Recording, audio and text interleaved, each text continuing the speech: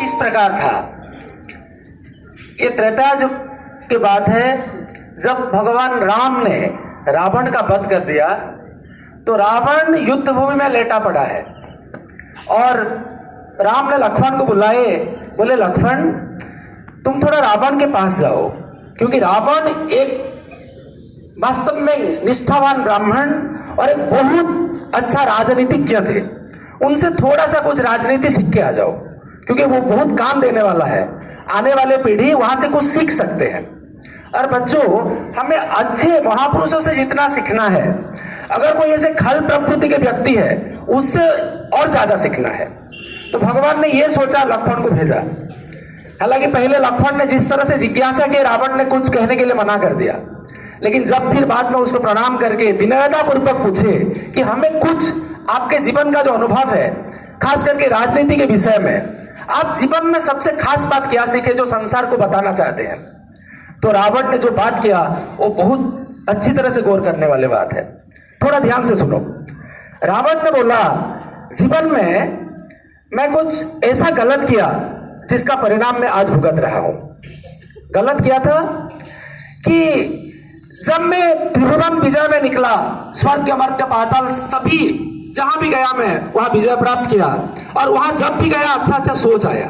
जैसे स्वर्ग में आक्रमण किया तो देखा देवताओं ने कितना अच्छा रहा, देव भोग कर रहे हैं, भोग ऐश्वर्य की कमी नहीं है।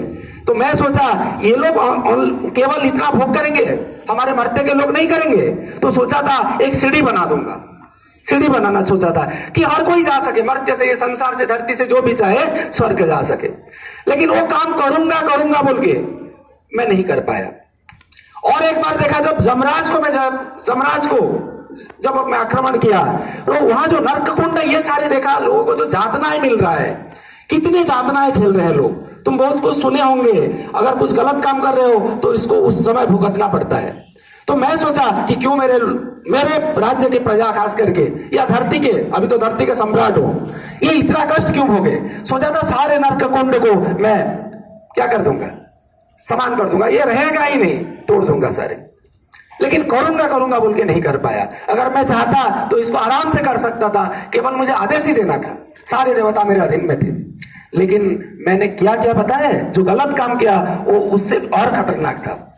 एक दिन क्या हुआ, मेरी बहन शूर्पणखा, उसका नासाकर्ण छेदन हो गया था, मेरे पास आया, रो रो के बोला, भैया भैया भैया ये दो आदमी मुझे इस तरह हाल कर दिए। और पता है उसमें से एक जो था आदमी, उसका बीवी बहुत सुंदर है, तेरे रानियां क्या है, जा तू उसको ले आ और उसको रानी बना। मैं उस समय इतना क्रोधित हो गया कि मेरा बहन को कोई छुआ, उसका नासाकर्ण छेदन कर दिया।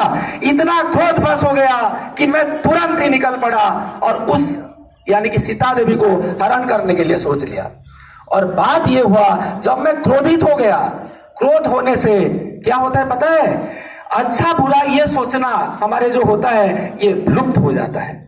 जो गीता में भी सार है, क्रोधात् भवति संमोह, संमोहात् श्रुति विभ्रम। जो क्रोध आ जाता है हम संमोहित हो जाते हैं, अपने आप को और कंट्रोल नहीं कर पाते। संमोहात् श्रुति विभ्रम, और संमोह हो जाने के बाद स्मृति हमारा जो होता है, जो अच्छा बुरा ये सब का विचार करता है, वो विनाश हो जाता है। श्रुति विभ्रम, स्मृति भ्रंशात् बुद्धि नाशो।